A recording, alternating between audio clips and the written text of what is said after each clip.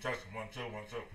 She drinking. They had the board with it written in chalk, but they ain't had the alcohol content on it. Mm-hmm. So I'm like, you know what?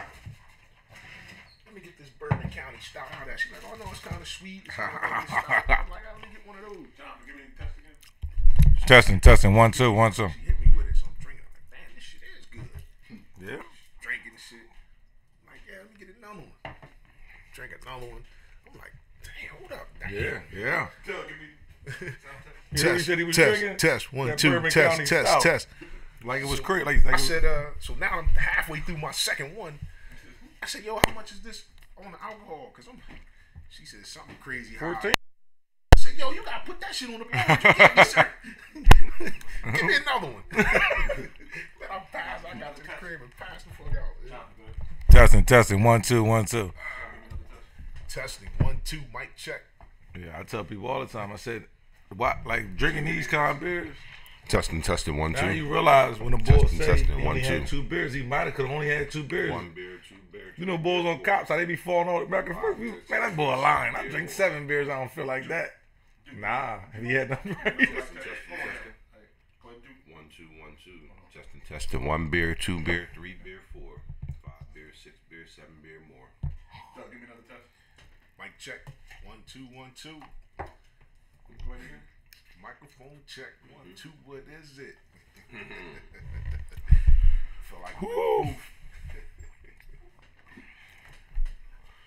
do it in high sound. I ain't gonna be that close. Every time. And you gonna be louder than that. Yeah. Try to put his LL on. You gonna be way louder than that. You know what I mean? Now you gonna be screaming because you gonna turn your Jones up. Mic check.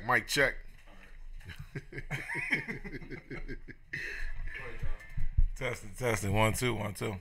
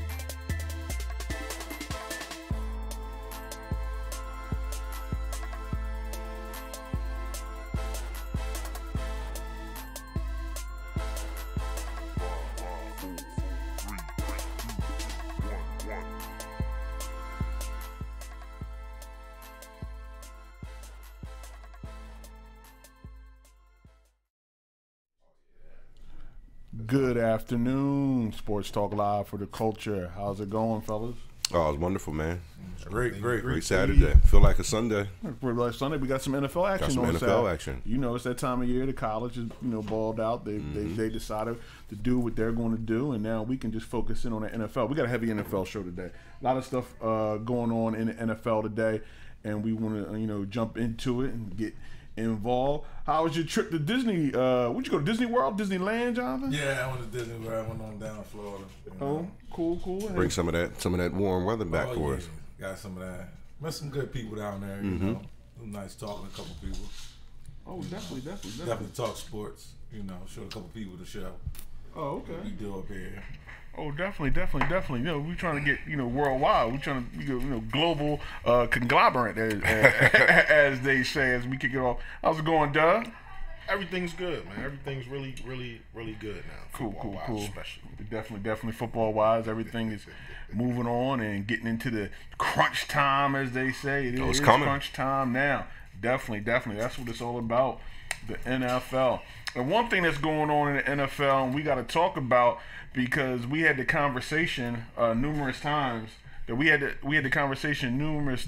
and none of us were believers. In these Los Angeles Chargers. Well, I mean, we know the Phillip Rivers story. You know what's happened in the past. With the Chargers, they've been one of the teams that a lot of people will pick every year. They would start slow as heck, catch fire, nearly make the playoffs or just miss the playoffs, and now they won at Pittsburgh. That win may not be as big as we thought it was. No difference to the Steeler Nation, but they went into Kansas City with the young bull Mahomes, the young kid. Phillip Rivers was like, "Yo, y'all getting calls, y'all getting everything, but we gonna be here. You still got a guy with Similac on his breath, but I've been doing this shoulder throw for a long time now. Yeah. I still know how to win. No lies. So they go in and Thursday night in KC, out of Los Angeles, beat the number 1 seed on their home field. Go for 2. We're not going to play around, try to do this overtime. They're like, you already flew us out here on a short week. Yeah, short week. From LA. So, look, it's going to be now or never. And they go in, and Doug, of course, Scandrick was involved Absolutely. in a miscommunication. Cowboy stuff is coming out now. Scandrick was involved in a miscommunication and left somebody, Mr. Williams, wide open for the 2-point conversion. Question, fellas, do you think the Chargers are real? Is this year? Can they make a run? So can I go first? Because I wasn't here last week. Okay. You overdue. I do remember the week before saying that they could go down and they can give the Steelers a good game. Yeah.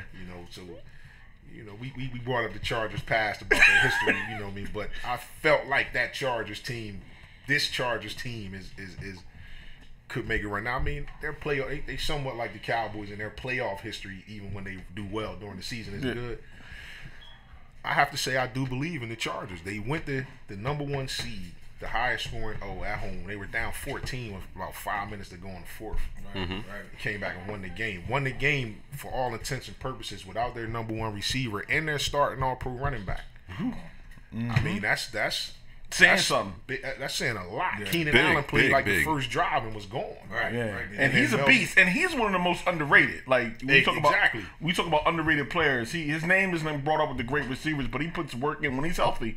He puts work in and work out every year, every week. Yeah. Everybody's in love. The Chiefs, they sexy. They put up a lot of points. They got big plays. The Rams, they sexy. Yeah. But the one thing I don't see in either one of those teams is defense. Yeah. And you have other teams that can keep up with them offensively who have better defenses. Right. It's just that simple. And the Chargers are one of them. The Steelers, even though they haven't played like in 3 weeks, they're one of them. And then of course the Saints and different teams. The Bears, they showed that defense still wins. Right. So it's important. Like, you got to be able to stop somebody. You got to be able to get that 3 and out. You have to. And you got to be able to play 4-minute ball also. Definitely. Phillip Rivers. Some people were talking, and he's not getting any MVP love or anything like that. But if you look in the situation that the Chargers are in, He's one of the key components, running the ball. I mean, they've had some tremendous teams in the past. The Damian Thomason teams, teams like that. Right.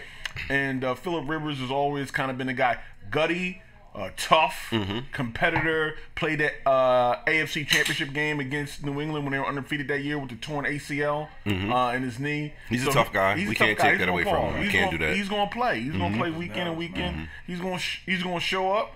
And sometimes he's going to show out, and sometimes he's not going to play well. But he's always there. Whether win, lose, or draw, he's going to be on the field. Yeah. He's not one of those quarterbacks that is going to, he's going to show up and he's going to try to win the game. He's going to try to win.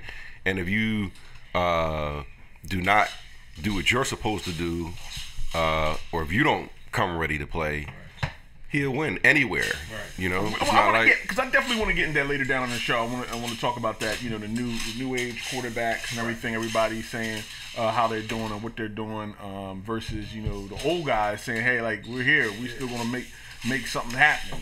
Definitely. And I think like you said, about I think he's due. I think he's due for the win.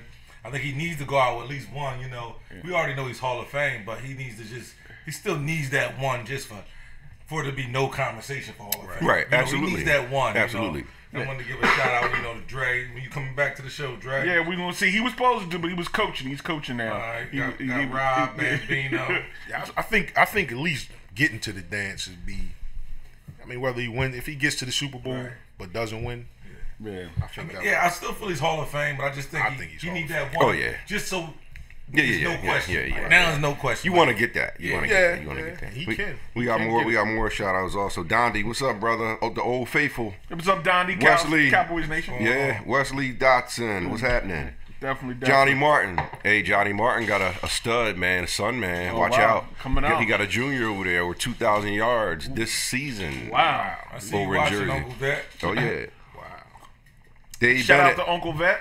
Dave Bennett, Cowboys, huh? Man, please. Is that how we gonna do it? No, we'll get there. Don't worry. They're on the docket. We gonna talk about definitely. That. But I wanna and talk about Anthony Lynn, head coach of the Chargers. Took over in 2017. They're moving out of San Diego into Los Angeles. They're just in flux, waiting for a stadium to be built. They're playing in front of 27,000, no home field advantage, no anything like that. And 27,000 and maybe 10,000 is the visitors, 12, 13,000. I know Eagle Nation took that place over last year. So he has a team with really no home field advantage, waiting for a stadium to be built, in transition, a history of underachieving. And he's got them playing very, very well. Got to be some talk about Coach of the Year for Anthony. Oh, without a doubt.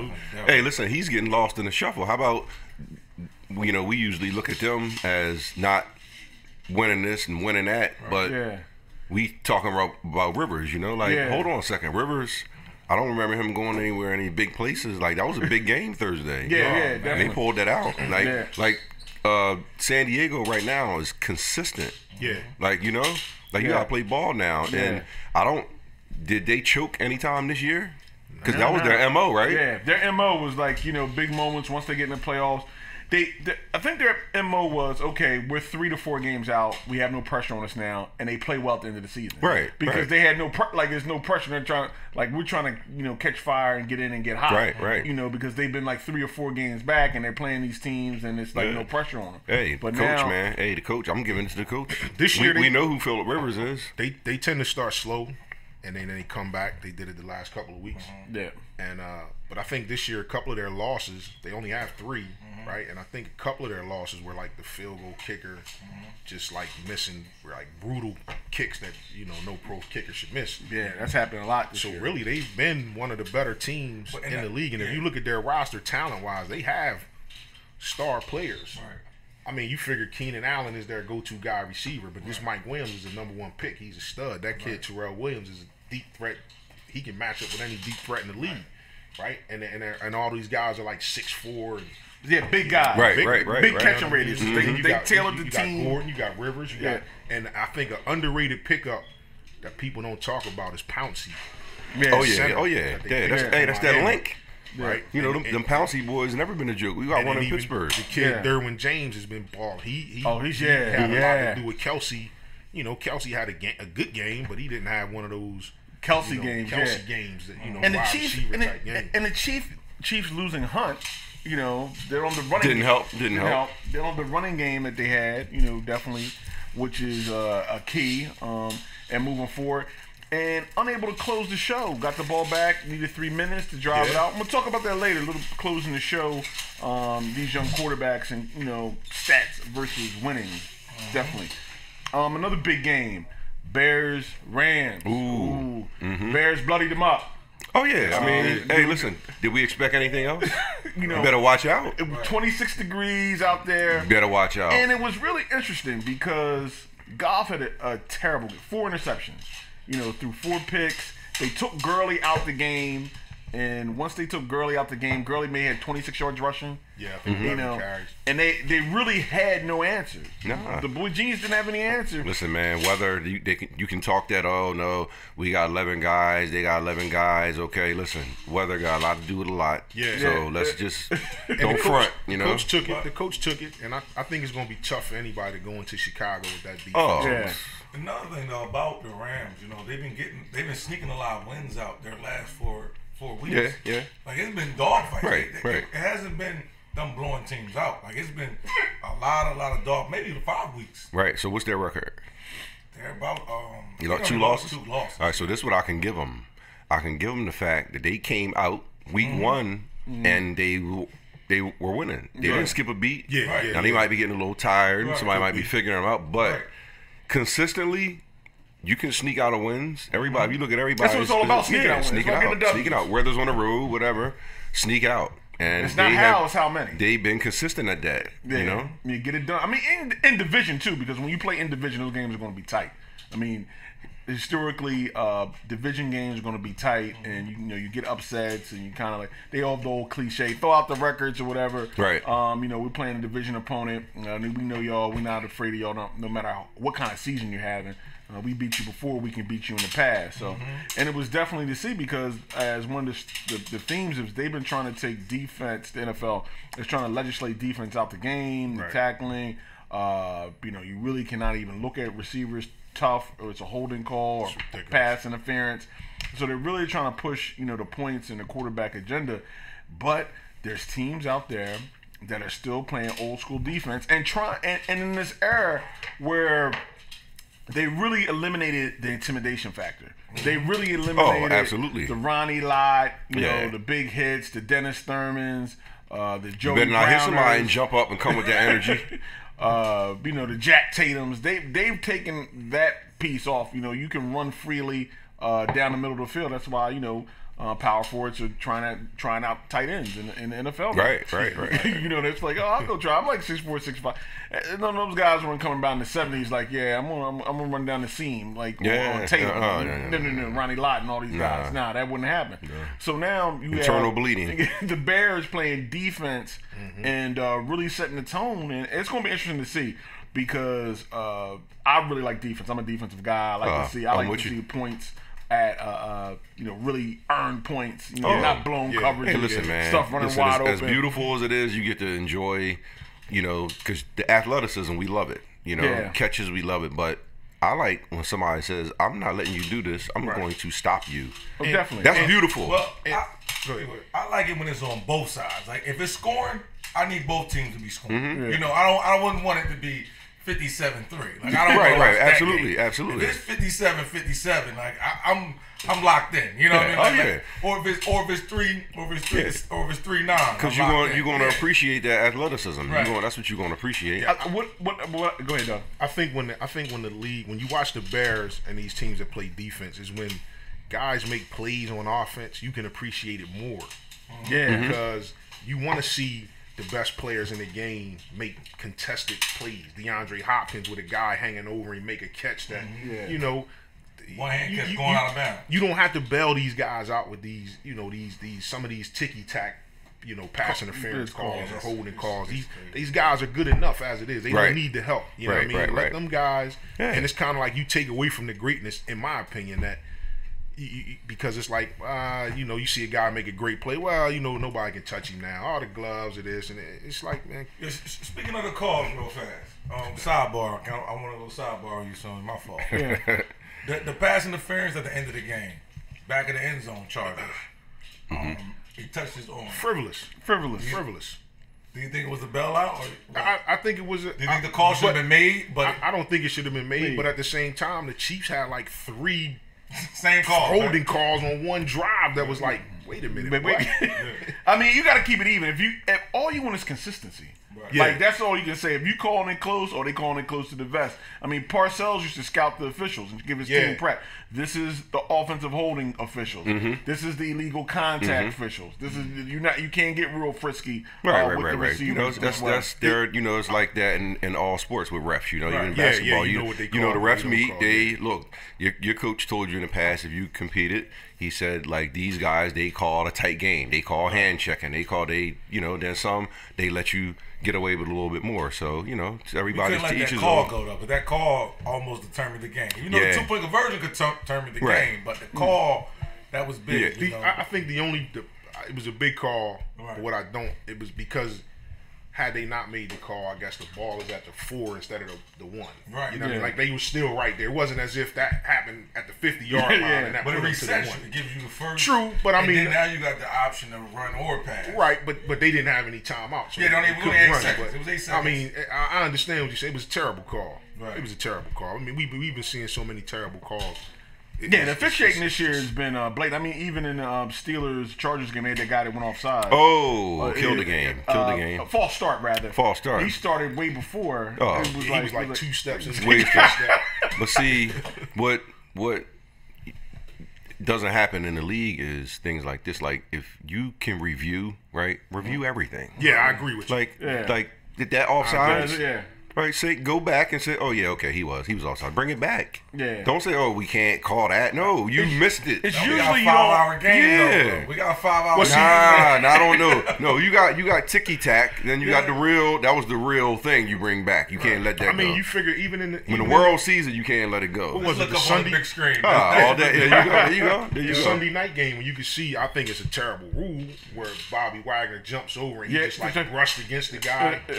But they by the letter of the law, that's a penalty. Yeah, and they threw the flag. You should be able to review that exactly. and see if he touched it or not. Exactly. That touching the kicker rule is bad too, though. Like, even though it's foot in the air, but you flying, you trying to block the kick. Well, you got to block. That's the you're not trying to take him out. But you can hurt that cat. Yeah, not trying to take him out. Though. Back in the day, he used to just hit the kicker in the groin when he kicked. Like, you got it's different levels. There's different levels to the kicker. You got the guy who's took the right angle, he jumped, the ball's gone, then his back legs hit the kicker. I'm not calling that. Right. Then you got the one who runs right into the kicker. Oh, you're going to get the flag, You got to be able to, I have blocked the punt on one of my, that's the first thing I did on varsity. Yeah, that's what you have to aim for the spot. You don't aim at the guy, you aim for in front of him. Right. To get a piece or whatever. Right. You don't run at him, you run in front of him. It's just like anything, it's all anticipation. When you going like if they call a play to the left and you got to block the linebacker, you don't go to the right, you go to the left and wait for him to come to you.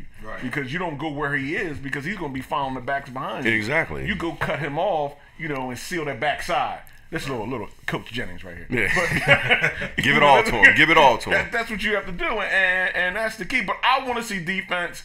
I think a defensive battle has a lot of drama and suspense to it because you don't know where the points are coming from. So you're just like, are we going to score? It's going to bait or whatever. And definitely, and I like the Bears as one of the defensive teams that are left and they're playing good ball. Love it. And I like to see more of it. I don't want to see 51-45. I'm not in that either. Definitely. One more thing with the Rams. And the Chargers, the Rams don't have a home field advantage either because I don't think there's any team in the NFL that's afraid to go to LA. Yeah, half your fans going to be there. Yeah. It's going to be. So they gotta overcome that as well. So they need to. Because when they play Green Bay. Yeah. The Rams may have to use a silent count. In a home playoff game. Didn't somebody have the who got the somebody had the sound thing going on one time. Somebody scored and they turned it up extra loud. Green Bay was doing that behind people's benches. You think the Rams, Vikings, I think might. I give the Rams and the Chiefs have over the Chargers and the Saints is that and in the rest of the league. When you play the Rams and you play the Chargers, the Chiefs, you got to start thinking about going for a lot of 4th and short. Like, you can't keep turning the ball over to them. Like, so that's what anybody. You're playing out of your game a little bit. Yeah. You know, whereas if you're playing Baltimore, all right, we're going to punt it to Baltimore. You know, so certain teams, you like, even though Baltimore, you know, Baltimore's a good team. But you want to shrink the clock. Right. You playing Baltimore, you know, all right, we're going to punt it to Baltimore. Against them 2 teams, it's like, we can't give it to these little boys. They're going to throw that ball. You know, like, so 4th and short, 4th and anything under 4th and 2, maybe you got to keep pounding them. Right. You got to think about you got to think about going for it, and that can hurt you, or it can benefit you, but it can hurt you. But they said statistically that more teams need to start going for it because of the whatever, you know, they do that stat analytics. Yeah, well, analytics, I mean, you gotta. That's when coaching comes in. It's beneficial for more teams to go for it instead of punting the ball on 4th and 1. Depends on where you at, you know, and what's going on in the game. 4th and 1. That segue into the next topic. Big game that happened last week. World champs, defending world champs, Philadelphia Eagles. One thing about it is now. What's going on, Drake? The thing about me when it comes to Dallas and the Eagles, I don't have nothing to do with neither one of them, so I can speak the truth. I love them both, though. Eagle fans are really mad right now, and they're gonna stay mad that they got swept, and they don't like it, and it hurts. Oh yeah, all because it's Dallas. Yeah, I mean, it was. Sorry, guys. It was a tremendous game. I gave props out to the Eagles World Championship locker room, undermanned on defense, and you know they battled and balled out, and the game went to overtime. Once again, you look at the game, defensive game from Dallas early. Eagles made runs late. You know, Wentz played well. We'll get into Wentz a little bit later. But it was interesting because it was the defending Super Bowl champs, and you had a chance to really put them behind the 8 ball trying to get back into the playoffs. Right. And I think you just look at it as, you know, as you compare it to what New England goes up against. And even though we'll talk about the miracle a little bit later. But New England's 2 Buffalo games, 2 Jets games, 2 Miami games, usually 5 wins a year. Oh, yeah. And then you get those 5 wins a year. And could be 6. It could be 6. 6 is then always you a got possibility. 10 other games, and then you go 4-2 in that, and you're home 2 playoff games, you're back in the bowl. Right. And neither one of those teams are playing you to the death like this football game was between Eagles and Dallas. Or wait, Baltimore or the Browns or Cincinnati are going to play the Steelers, or vice versa. So, but getting into the game was another interesting game from the aspect of behind the rooting interest. What do you guys think of Amari Cooper? I mean, we made the move, and it was an interesting move. I think it's one of those times that it benefited you to have the GM as the owner, because of the past failure at wide receiver. Somebody who's GM for their life wouldn't make that move. But when you're the owner and GM, you can do that move 5 more times. Oh, yeah. So I think, and I liked it when it happened simply because of Cooper's age. 24. And only 6 months older than Rowley that came out this year. Right. So seems like Cooper been playing for like 5 years. Yeah, right? He's only 24. Yeah. So that's why I like the trade, right? And then you think about it, in the first round next year, who would you get that would be Amari Cooper? Is Calvin Johnson in the draft next year? That would be. So I like the trade for that reason. And then another reason is you get him this year. So you gave up a pick next year for a player you would get next year for help this year and going forward. So you know, I like the guy, and you know, sometimes, you know, a change of scenery is good for a guy. Yeah. Jonathan, I think your piece is here. It's good for a guy, you know. Hey, it's one thing about going on down here. You gonna listen when you come down here to the ranch. You're right? gonna get food. You're gonna get some food. Yeah, we all live. So if you're on a diet or whatever, this probably not a good place for you. Definitely go get. But I was saying the same thing. I thought the trade, it seems to really have uplifted the Cowboys, and I think the trade is also uplifted the Bears. Oh, absolutely. Like, you know, they have. If the Bears and Cowboys keep going at the pace they're going, those picks are going to be, you know, worthless. Not worthless, but yeah, the chances of you scoring that type of quality player, with you know, Amari Cooper was the 4th pick in the draft. You know, he's top 5 pick. Oh, let's look. I look at it like this. All right, now what were we saying about Dallas? And we had, you know, I like Dak, right? Yeah. But what were we saying about him? No weapons. What were we saying about no weapons? No speed. So guess what? No creativity. You got to go get a weapon. Now, one thing that is for sure, we already broke down where what Cooper is about. He's 24. They all gambles, right? Mm-hmm. But we did see something special in Oakland. Let's not pretend. Yeah. There's a lot of shifting and coaching and a lot of stuff going on over there. Yeah. Now, 2 years ago, didn't the Raiders go 12-4 or something? He was a Pro Bowl receiver for 2 of his 3 years. Yeah. So it was never a question about if he couldn't play, right? You just needed to get out of there, right? Yeah. And Dallas, they were desperate, right? They needed to do something. Yeah. And they did it. I'll give them all the props in the world. They made a move and look at it. So now what's going to happen is that swag. You talk about your Michael Irvins. You talking about your Jay Novaceks and Wittens. Dallas didn't have one of those. Dez was that guy they were trying to push there. He was great. I think Dez just got hurt, and then with the skill factors that come.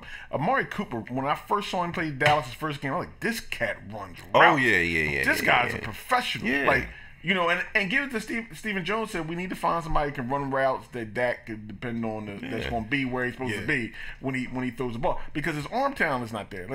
I call him Wild Rain. Like, the feeling wild thing, the relief pitcher that comes out. You never know sometimes when he lets the ball go. It could be in the first row. He could drop a dime. He could overthrow a cat. I don't know.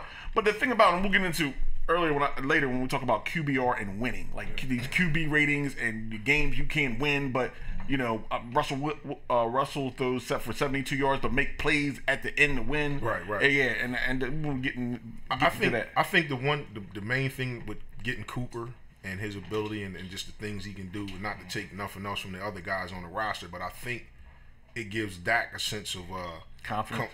Confidence, comfortability, because he makes some throws to Cooper that he otherwise wouldn't make to other guys. We watch every game, and we see that one throw he threw against who did they play?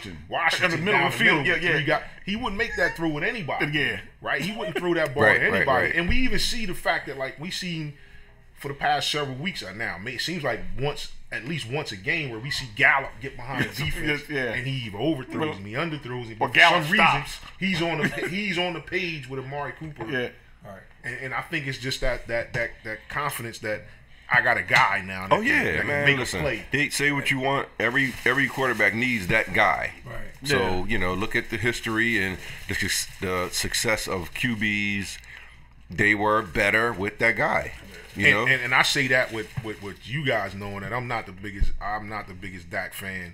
Oh yeah, as a quarterback. I like Dak, man. I like him. He's a young boy. I like his what they call moxie. Like, he never gives up. He's always fighting to win the game. Right. But as far as just as a pure quarterback in the pocket making throws, his accuracy, I'm not a fan of that. Well, but I like the guy. Throwing some. I've been watching some YouTube. He's been throwing some. He was trying to hit Amari Cooper on some outs, and he was throwing with anticipation. Right. Guy was Yo Lombardi was breaking that down. Vo Lombardi, VOH, I think it is. He was breaking it down.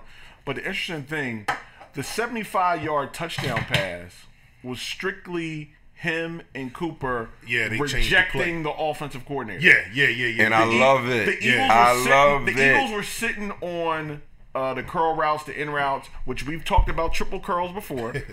Why is that in the playbook? We talked about the triple curl. Yeah, why is that in the playbook? Triple curls before. I'll be right back. Hold on, you guys keep talking for a second. And I agree. We talked about it, and like you said, they had the stop called, and Cooper, he said that he was upset at the call, and he went out and he was just waiting for Dak, hoping that Dak would change the play, and they kind of changed it on their own.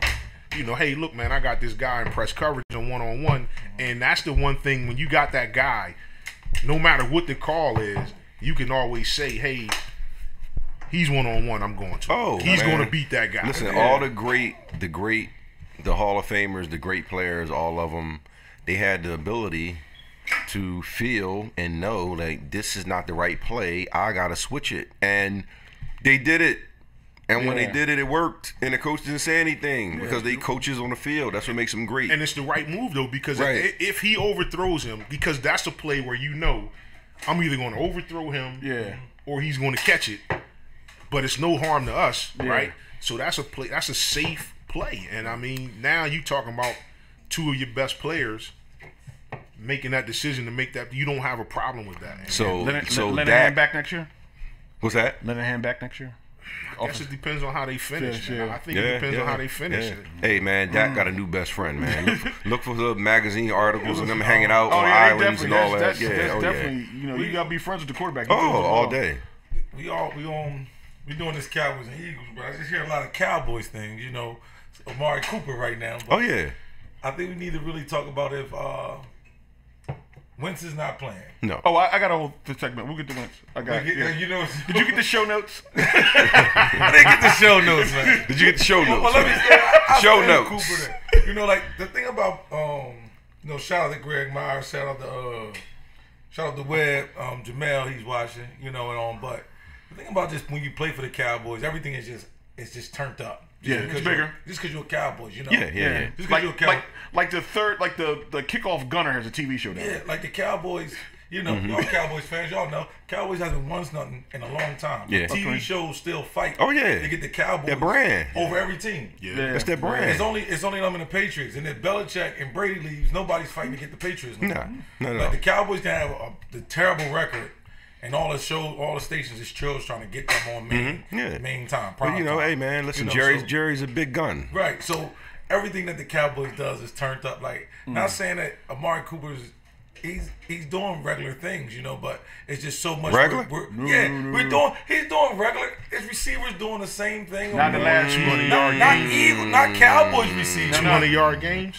Not in Dallas. Dallas haven't seen that in a whole minute. 200-yard This is a little different. This is a little different. They seeing in Dallas. Receivers, but everything. He's got two 200-yard receiving games. Everything is being turned up, is what I'm saying. No, yeah, I can understand. Like they like Sean Bright. Like if he's doing that, Sean Bright. Everything is being a lot turned up. It's almost like you know Jimmy Lynn at it's like doing it in New York. It's like doing it in Madison Square Garden versus doing it in LA. It's just like Jimmy Lynn in New York. You know, it's being done, but it's just getting seen on a different stage. But I think to your point there, that's like Lynn scoring 60 twice. You know what I mean? He scored 200 receiving yards. When Lynn was doing his thing, Lynn Sanity, he went crazy. Yeah, but I'm saying 200-yard receiving games, 90-yard touchdowns. It's the reason why y'all made the deal. Oh, this is the stuff he's supposed to do. Right? Yeah, I agree. Oh, I agree. This shouldn't be too much of a surprise. Like he was doing. I would be if you saw the passing game when you couldn't get over 200 yards. Yeah. Like you the talking first to guys. You talking about as your team, as your quarterback. Yeah, you talking about guys that sit here and watch every game. You talking about your quarterback. I'm talking about that player y'all got. We had a tough time getting 10 yards. Yeah. And then all of a sudden you go one guy's getting 200 yards when the whole team couldn't get 200 yards receiving. Right. We in this thing like what? Yeah. See, that's what y'all talking about as y'all team. I'm talking about as the player. Right. I mean, I feel you. Players like us watching, we knew when we seen that. We said, "Whoa." You know, us when we seen y'all get a Amari Cooper, we said, "Okay, they about to do something now." You know, I didn't know. You said, "Ain't nothing gonna happen." We still got Dak on the ball. Yeah, absolutely. You know, man. And going off of what Amari had been doing, you know what I mean? So it's like we knew the talent was there, but it's like to actually see the talent, you know, translate in the numbers and touchdowns and catches and first downs. Right. To see that happen is like, wow, I didn't expect this. I'm not gonna lie, I did not expect this. I'll go back to him being a player, and it's an innocuous play in the first Eagles game where they threw a little, not even before he tore what's called his ACL. When they threw a little, it was third down and short, and you needed to get it first. They throw a little screen to Amari Cooper, and he runs over Darby and gets the first down. And I'm like, yo. This guy's a football player and a player. And Jonathan, you thought he was a tight end. Right. He's so big, man. Well, you know, listen. And he can move, though. No, he got drafted Number 4 overall. Somebody knows something. Somebody saw something. You know, so when they take a receiver that high, somebody saw you were doing a whole bunch of stuff right, and you made somebody want to say, you know what? I can't pass up on this guy. That's just what it is. But real quick, we got some shout-outs real quick. We get back in our Dallas thing. Mike Melanotis, 3 HS graduate. How are you, brother? 3 HS graduate. Deron Woods, straight out of Seattle. Buddy, how you doing, brother? Haven't seen you in a while. Miss Doris McNair, how are you? Look, don't know much about football, but you enjoying the conversation. I love it. I love it. Hey, I know one thing Amari Cooper does for the Cowboys. I can make a last little point is that it puts everybody back in their natural spots. Yeah, definitely. You don't have like the number one corner against Gallup and then number 3 receiver. Yeah. So now you the number one corner. So now Gallup and another player, and these guys get to go up against guys now that they can really beat. Be a slot. Yeah. Right, they guys that they can beat. So that also helps, the offense as well. And then of course Zeke seeing less. You know what I mean? Now you can't focus as much on Zeke as you could in the past. So we got Mr. DeCarlo DeVoe out in Tampa, Florida says, do we elaborate on just one topic? Of course, man. We keep this thing going, man. It's about Eagles. We in the Eagle area, Greg Myers says Steelers need he's Steelers fan. Greg Myers, big Steelers fan. We coming about the Steelers. I got everybody. This is a full NFL Saturday. We gonna get to the Steelers. We gonna get to everybody. Hey, listen, I don't even want to talk about the Steelers, man. I don't even want to talk about. We gonna get to the Steelers. They gotta win me back. We gonna get there, Greg. We gonna get there. Hold on. I want to jump into Reggie McKenzie. Was he scapegoated? Oh, I believe so. I mean, Reggie McKenzie, John Gruden gets there, $100 million guy, 10-year contract, immediately starts, trading off, talking about the players on Oakland and what McKenzie had done and who he had drafted. And they fire him in the middle of the season today. Like, they just fire him. Like, it's like crazy. Gruden fired him. Yeah. He likes him, but he's still Yeah. So when you see a brother up there, you know he's a scapegoat. But he gonna ride it out. He ain't gonna say much, Washington Redskins center, Reggie McKenzie. They could use him. They could use him. Yeah. They could use a guy like him drafting players. The players that he drafted recently, the Washington Redskins could use him. Yeah, I mean, definitely. I mean, he's definitely a GM, and I thought he had done some good things with the Raiders, found those players. Yeah. But Gruden's going to, I guess, it's David Carr in the plans? David Carr's about to roll. Yeah. He's about to roll. He's making a quarter. He's $25 million a year. Like, how many wins they have? 3. All right, so when you 3 wins, the Raiders are going backwards. Yeah. And we're in an era right now that you can't afford to give up your studs, and because it takes too long to rebuild. You can't give up Mac. Like, come on, he's a fixture, right? Yeah. Give him his money. You let Cooper go. So, what is your plan? Like, who are you going to pick? So if they're keeping Carr, they're banking on hitting surrounding home him runs in the draft. They're banking on hitting home runs with all of these draft picks. Man. And I mean, even if you get solid ball players, it's hard to find. Yeah, because you got to get that. And that's my point. And that's my point I was getting at. You can't, like Cooper, you keep him. Mac, you keep them, and you try to figure it out from there. And you're supposed to have your franchise quarterback. So they 3 wins, win-win situation. You got a winning quarterback who's a fixture for 10 years. You got a receiver that's a 10-year player, and you got a DN who's a animal. Yeah. Why would you let them go? I figure their best player right now is a journeyman tight end. See? Yeah, which Dallas could use. Yeah, so Dallas trying to get anybody. This is not an overnight process. Right. So let's put that out there. This is not an overnight process. So what's it going to take him? 3, 4. Yeah. I don't know. He's got Can't do it with rookies. That's for sure. He's got a 10-year contract. He's $100 million, so he's got 9 more years. Is that what he got? He going to Vegas. People disappear out in Vegas. Yeah, well. You see casino, $100 million is like. And Al Davis' son said, "Hey, we might have missed the boat on Cooper." I mean, he's come out and said that.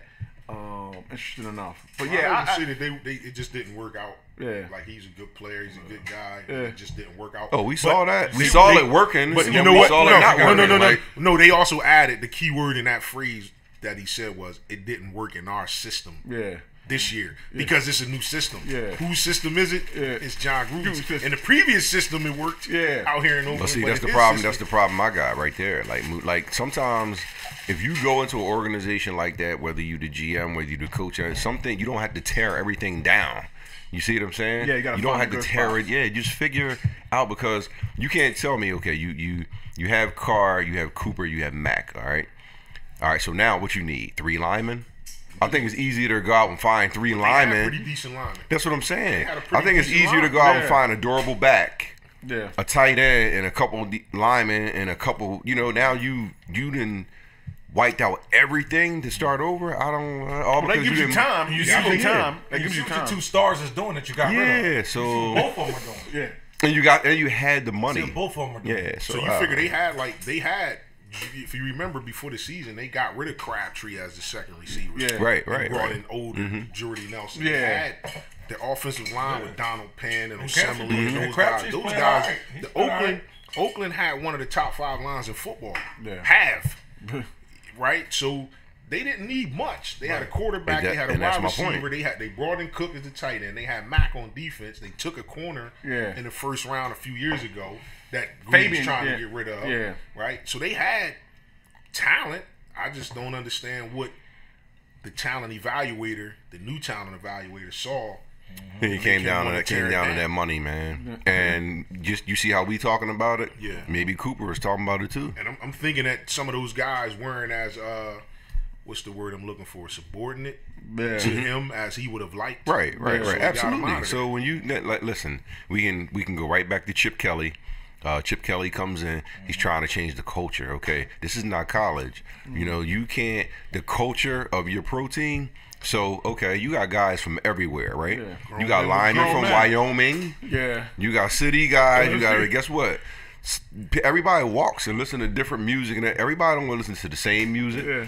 Everybody's not drinking beer. Everybody, you know, some guys smoke cigars. Some Yeah. guys might be drinking malt liquor. Yeah. But you gotta find a way Pull to make it everybody all together. work. You don't just say, "Oh, this guy doesn't dress right. Oh, he needs a haircut." No. Right. Magic This is Johnson winning. said it. Magic Johnson said it best. He said, "Kareem and I, we didn't hang out. We didn't even get along. But I knew when we stepped on this court, I see who I got. Yeah. There's a guy out here with goggles with this shot that nobody can stop. Yeah. We gonna make it Couldn't work." be And too that's a guy that all he wants to do is win. That- Yeah. And see, and that's what I'm talking about. So Winning.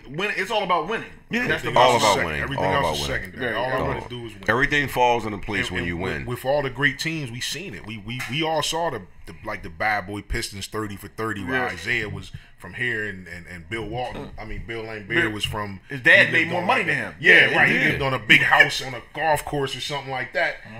But we couldn't tell it when we watched them play. Yeah. You know what I'm saying? Right, Because they right, had one right. common goal and they played the way they played. And Like, that's he it. was the dude with the silver spoon in his mouth was Yeah. the actual enforcer of the team. Right, right. So you know, So- one thing about winning is mom, dad, aunts, uncles, community, your county, your state. Everybody's gonna be happy when you win. So Yeah. that's just how it is. Definitely. The next guy that got fired, was he able to fly out of Seattle on the Minnesota charter? I don't think so. Hey, you know, you can stay up in a hotel for about 5-6 days, I and you know, mean, plush hotel for a minute and get it together. Joey Diaflippo, who was the quarterbacks coach for Carson Wentz last year, Super Bowl champion Eagles, took the offensive coordinator position for the Minnesota Vikings after the Monday night loss in Seattle, was fired immediately. The quarterback, Kirk Cousins, says his shortcomings, he takes some of the blame for him getting fired. But, you know, drastic times calls for drastic moves. Man. What do you guys think about the firing? One number stands out to me, and that's you paid a guy up on the center $84 million, and you guaranteed every penny. So, am I going to look at the quarterback? Nope. And it's a shame that I'm not, because, you know, you can justify him. That's where you go first. You don't say, this quarterback made bad throws, he made the wrong calls, because you guarantee him that money.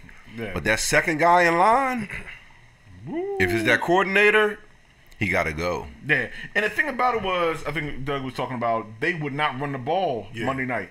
Up in Seattle, you got to run the ball, you got to pound. It was that kind of game. Yeah. I mean, you think about A it, dirty game, a you nasty said, game. Russell Wilson has 72 yards passing. Yeah. They weren't worried about running passing. Nah, They had at a all. bad INT at the end of the half too. Right, Like, it was, right. It was run the ball, and it wasn't like the game was out of hand where Yeah. you can't run the ball. Yeah. Right.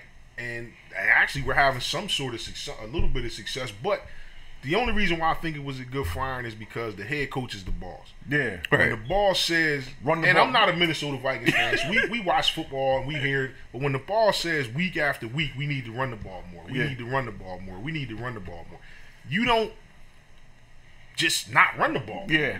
If you don't think you're going to win by running the ball, you still run the ball. Yeah. At least that way you can say, hey, coach, look, we ran the ball 50% of the time and we still lost. Yeah. You know what I mean? You have to give the boss what it is that they want. Yeah, he's a defensive guy. He wants the ball control. Right. If I want to play, if I want to run the ball 3 times and punt, then that's what you do. I'm the coach. Yeah, I'm the head coach. But this is what goes back. I said for years, running the football in a ground game offensive coordinator doesn't get a genius label. You know what I mean? You got to be able to throw on that passing, go down yards, look pretty, look spectacular. Yeah. That's when the offensive coordinator want to become head coach. Exactly. Yeah. But you got to mix it up. You got to mix it up. Grinding for that sure. out, grind it out and win. Like, we win. Like, that's what we do. Ground chuck. Like, we have to get in there, grind it out, run the football. You're going to Seattle. You got to run the ball in there. You can't throw that ball around there. They're getting off the ball anyway. You can't hear. They got the pass rush anyway. Now you can't hear. They're beating your linemen off the ball. Right. You have to run the ball in Seattle. That's key. And he didn't do that. And he, paid the price with his job. And he was an upper-coming. Like, he was an upper-coming guy. People were talking about him for head coaching position. Well, I think he'll still get another shot. I just think that it just didn't work out there because the coach. Now, part of that blame has to go to Zimmer because you had to know which tree this apple fell off before you hired him. Yeah, right. So you know that he comes from the Peterson, who comes from the Andy Reid. But does not run the ball. But the Eagles did with Blunt and what's called last year, led the league in time and possession. Yeah. Zimmerman probably thought like, okay, he's going to come there. We got a quarterback and we got he's going to come and do that here. I got a good defense, so let's lead the league in time and possession and play defense. But he was like, nah, they ain't going to get me a head coaching job. Yeah. $100 million man, we're going to air this ball out. Yeah. You pay two flying receivers. You gonna throw this ball. I got receivers. I got we got a pass. I mean, but the bottom line is about winning. You play 16 games, and each 16 games is different. Each week you're gonna have to do a different thing to win. Got to. New England. Got to. That's it. So Kirk Cousins, what's up? $84 million guaranteed, just up there. How many years? 3? 3, I think 3. All right, so after 3, he got $84 million. He can go wherever he wants to go. Yeah, I think. I think none of us were surprised. I think we all said they probably wouldn't do. They had a very tough schedule. Yeah, I think we all said that. We all agreed on that. That when the season first started and he got the money, that they're not going to have the same season. Nah. Not saying that he would have a bad season. Now his season is better than I think we thought. Yeah. But he doesn't have. We knew he wasn't going to be able to duplicate what they did last year. Yeah. The only problem I have with the Vikings is that $84 million. Right. That's the problem I got because Cousins is a better quarterback. And they thought that, okay, all right, this guy can that do a little much bit better. Nah, not $84 million better. Number wise, he Nah, don't blow not 80, but they needed a guy to get them right, to take them to over the next level. Right. And get them over the hump. You're not $84 million better than that last guy. That's the only problem I have with Minnesota doing that. When you guarantee somebody that type of dough, right? You supposed to listen. You don't lose close games. You don't do anything because you're thinking You're thinking right off the bat, this is the guy that I need. If we're 10-6, we should be 13-3 or 14-2 because this guy's coming in. Right, and that's just how it is. But that's not what they got. I think I know you're going to talk about, like you say, the QBR and the QB stats later. But I think like. A lot of times I look at those stats and I'm like, it's overrated. Yeah, I ain't see. You got to watch the game. It's a whole team. I don't mess around with that either. But I don't get into those things. And I'm gonna tell you why in a minute. When you look at a guy and he's played against a winning team for 28 of his starts, and he's only won 4 of those games. Yeah. Changes everything. When you look at the guy and every time the lights are bright and it's prime time, he's lost. I mean, you can't always point to everybody else on the team and say that it's done. One of those or 2 of those, you had to be the one that was the reason why. 2-13 in prime games. Yeah, that's ridiculous, man. The case in point was obviously Monday night was where they were shut out, and then they got 7 points because Seattle went back in the cover 2 shell, and they went back in the cover 2 shell, and he got some cheap yardage, got some stats, and there you have it. You're like, so man. here's the thing about me with these quarterbacks, this quarterback stuff, and before I even say it, I'm going to guarantee that y'all agree. Yeah. And we can place a wager if you like that you guarantee. So here's the thing. All right, you have a quarterback. He could be great by the numbers in a pass or whatever the case. All right. He throws 5, 10 yards each time, right, to his players. Now, what happens to the quarterback who throws the 5-yard screen, right, the 5-yard pass, and the running back runs it, or the receiver runs it for 60 yards? The quarterback gets all the yards. Yeah. The running back doesn't get any of those yards. Well, he gets receiving yards. But from a 5-yard pass, Well, he'll get all 32 quarterbacks and the backups can complete that 5-yard pass. True. All of them.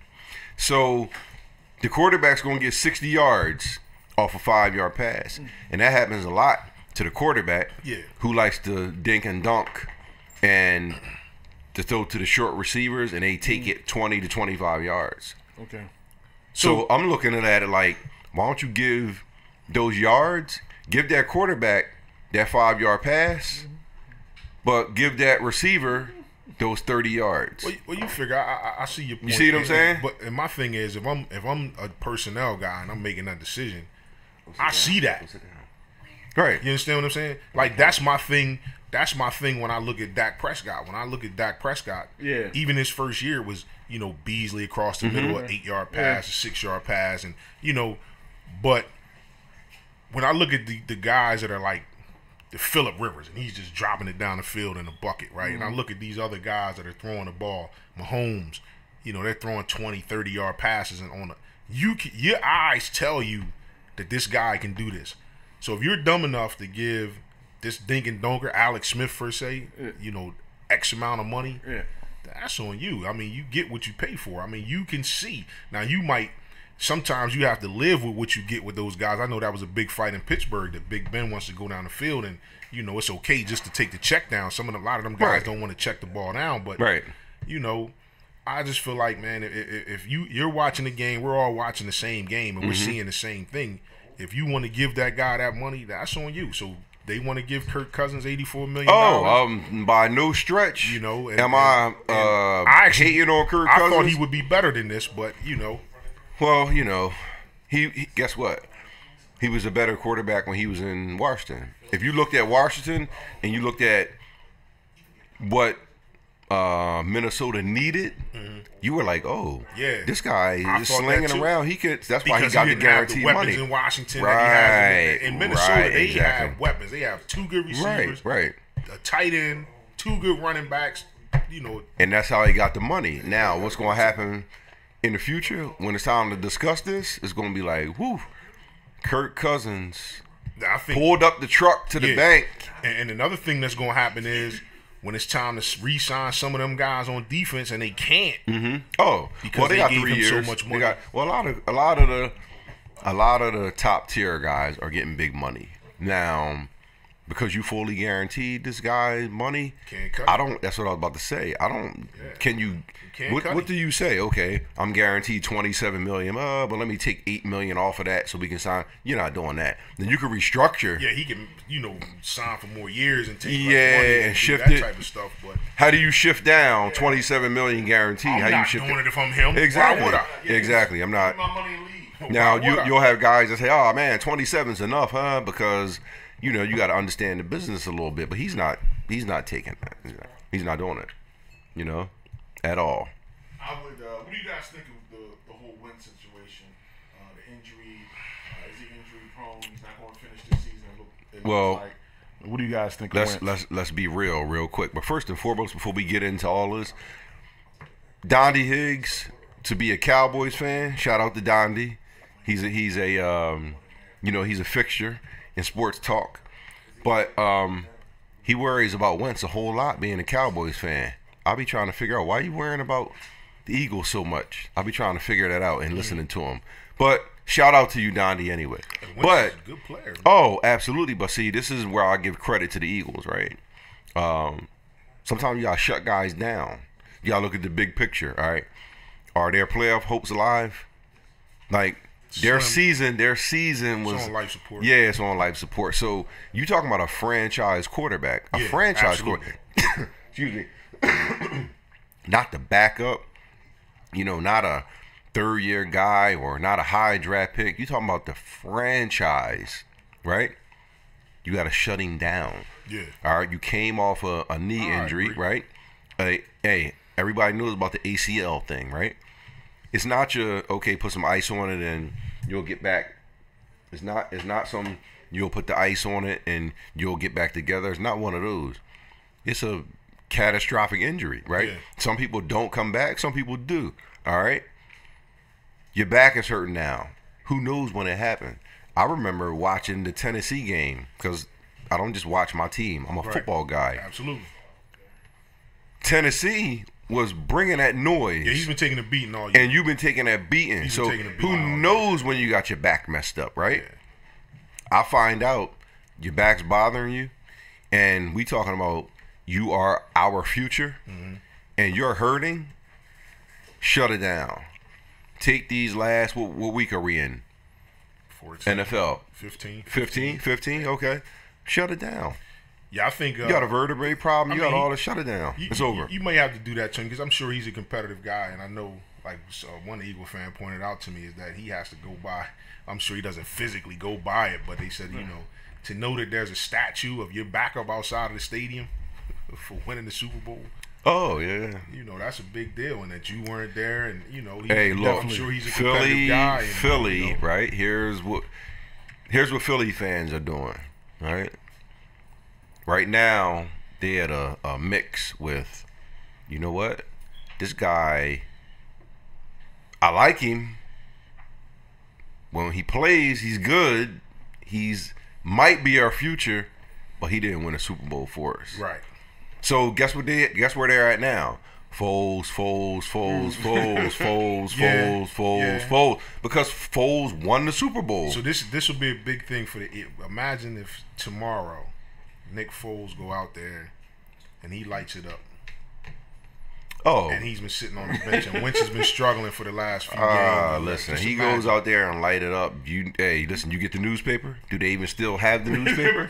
You know what it's going to say, don't you? It's going to be crazy. Oh, they going, you know what? How old is Foles? Yeah. How much older is he than Wentz? They're going to try to make a way for Wentz to sit down and Foles to be this guy for this next 3, 4, 5 years since he got him to the Super Bowl and he won the Super Bowl. That's where it's going. If he wins this game, Foles in LA, and by the way, shout out to my TIU fellas. They made the trip on the West Coast to check the Eagles out against the Rams. They over there now. Stacey Hager, they out there too. He's out there. They not playing around with it. Shout out to the Turn Up crew. They out there. We also have a big business trip coming up. Executive meeting. The TIU out in Dominican Republic coming real soon. Where some of our execs, we all sitting down. We gonna talk some good stuff. Looking forward to that. Definitely. What do you guys think? Both these guys kind of get bloody. Mahomes is 0-3 in the big games. Goff just lost. Get put up 6 points on the road in Chicago. Who do you trust going down in playoffs? Man. Oh, man. Shoot, that's a tough one, man. I think because neither one of them has done it yet in the playoffs. Goff, they lost last year in their only playoff game. I heard he sits. My lead tech is a Rams fan. He said he doesn't like when golf has times off. He comes back rusty. Time's off. What do you mean? Like when they have a bye week. Bye week? Is that how we doing it? Yeah, is that what he's doing? That's what he said. So we can say this then. All right, the Rams get the number 1 seed. Obviously, they get a bye with the number 1 seed, and they lose. Is that where our faith is? Well, right now they're sitting at number 2, right? Yeah. They still get a bye though, right? Yeah, they'll First get and second get a bye. Yeah. So, and I just think that the Rams, I would have more faith in Mahomes. I'm gonna tell you why. It's not necessarily him, because I think they both have good offensive coaches and players and schemes and all that thing. I think if you got to go I'm more worried about it. I would be more concerned going to Arrowhead and playing than I would be going to LA. Yeah. Without a doubt. So Arrowhead, they have noise, some sort of a home field advantage where, you know, in LA they don't. And I just think that's going to be the difference. I think that Mahomes and what I've seen now is he's more likely to survive in a hostile environment. Yes. And I just think that's because of his pedigree. Right? Like, you know, he grew up, his dad was professional. Weather-wise, it gets cold in KC. LA, it just looked like not only was the Bears bothering Goff last week, but the weather was bothering him. So it's like. So I'll give the nod to Mahomes on that. Quickly, what's up with the Steelers? They've lost 3 games. Go ahead, Duke. You can take that one. So here's the thing, right? You in athletics, period. I don't care. This is one of the things that being growing up in athletics and playing athletics, you know, all my life. The one thing you better be able to do, and you can take this. I don't care where you are in your life, because things happen in your life. The one thing that I learned about in athletics is you better be able to forget real quick. Now, with that being said, you lost 3 games in a row. But prior to that, you won 6. Okay, so you remember what you did in those 6 wins. But you also remember what you did in those 3 losses. Here's a New England game coming up tomorrow. If you can beat them at home, you might be able to forget what happened in the last 3 weeks. And that might propel you to go to New Orleans and to keep going. That's just how sports works. But if you don't win this game, you're dead. Yeah. 4 in a row. That's what type of team that's in contention, that's a Super Bowl contending team, loses 4 games in a row and says, okay, I'm going to fix it. We can get it back. It doesn't happen like that. Yeah. Get your stuff together now. Where any of those games, those 3 games in a row, could they have been won? Absolutely. But you did not win them. You went home with a L. So you can change it tomorrow by making a statement, right? Yeah. Because we already talked about Kansas City. Are you scared of them? They don't know what to do in the AFC Championship game. San Diego, I don't know. You don't know. You can go up in there and put your hard hat on, and you might could pull it out with those guys. So this is what you got to do. So I'm not messing with these guys right now. I'm gonna watch the game. I love them. My heart is in them. If they win me back. Oh, okay. All right, and that's it. And I'm gonna leave it like that. So carry on.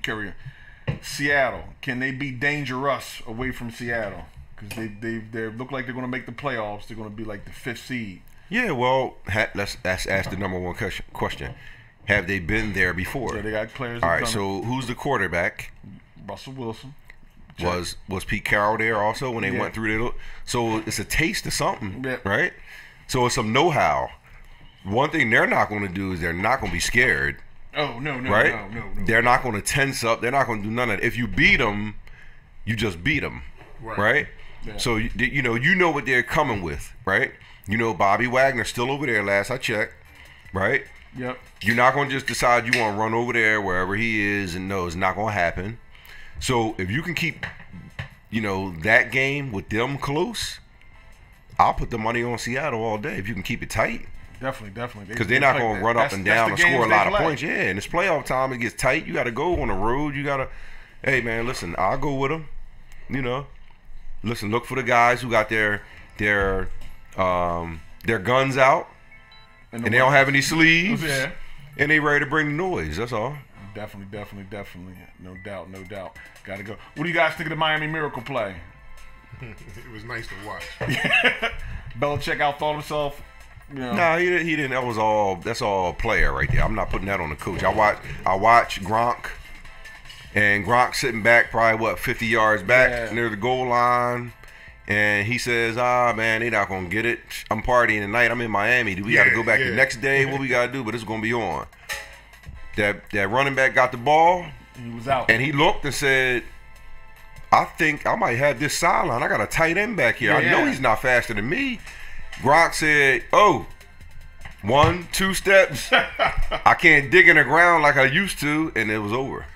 Yeah, it was tremendous play. I just think they just really outsmarted themselves. Hey, man, it's not over until it's over. And never give up. Never give up. Never. But yo, fellas, it's been a tremendous Saturday. Definitely NFL Saturday, big NFL conversation. We'll get back next week. We'll hit some other things, but we just really wanted to dive into the NFL because a lot of things were going on this week. It's the fourth quarter of the season. It's crunch time. It's money time. Crunch. Who's going to step up and who's making plans and vacations for the off season? You know, who wants it? Who's got the desire? We're going to find out. But, yo, everybody, thanks for checking out. Thanks for the love from the Sports Talk. Shout out to Demetrius. Shout out to Ty. Hey, Demetrius. Hey, Ty. Hey, Christmas is coming, man. I might have my Santa outfit on. Y'all might be surprised with a skinny Santa, but you know. All right, cool. But definitely, I just want to thank everybody for checking out Sports Talk Live from the Ranch. Sports Talk for the culture. Peace. 2 games. Peace. We got Houston and the Jets, and later tonight, Browns and Broncos. 8:20 NFL on Saturday. It's that time of year. Let's do it. Let's go. Peace. Peace out. Thanks for joining us.